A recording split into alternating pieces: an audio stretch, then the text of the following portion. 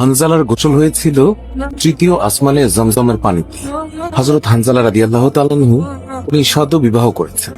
ওই সময় আমাদের প্রিয় নবী সাল্লাল্লাহু আলাইহি ওয়াসাল্লাম সাহাবীদেরকে বললেন, আমার সাহাবায়ে কেরাম, তোমরা উহুদের যুদ্ধের জন্য প্রস্তুতি গ্রহণ করো।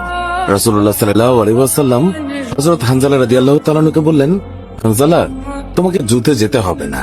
তখন হানজালা রাদিয়াল্লাহু তাআলা আনহু বললেন, ইয়া রাসূলুল্লাহ, আপনি যুদ্ধে যাবেন, কাফেরদের সঙ্গে যুদ্ধ করবেন, আর আমি সেখানে না গিয়ে স্ত্রীর সঙ্গে আমোদ প্রমোদ করব? এটা আমি সহ্য করতে পারবো না। আমাকেও যুদ্ধে নিয়ে যাবে।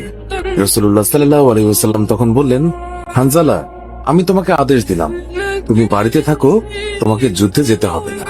হানজালা তখন নবীর আদেশ শুনে কাঁদতে কাঁদতে বাড়ি চলে গেল। আমাদের প্রিয় নবী সাল্লাল্লাহু আলাইহি ওয়াসাল্লাম সাহাবীদেরকে নিয়ে যুদ্ধে চলে গেছেন।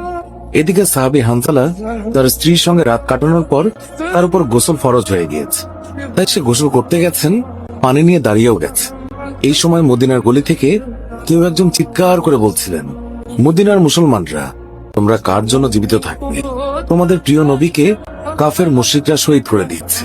এই কথা যেই মাত্র হানজালার কানে পৌঁছালো, তখনই তিনি পানির বালতি ফেলে দিয়ে তার স্ত্রীর কাছে গেল এবং তার স্ত্রীকে বলল, হে আমার স্ত্রী, তাড়াতাড়ি আমার তলোয়ারটা দাও।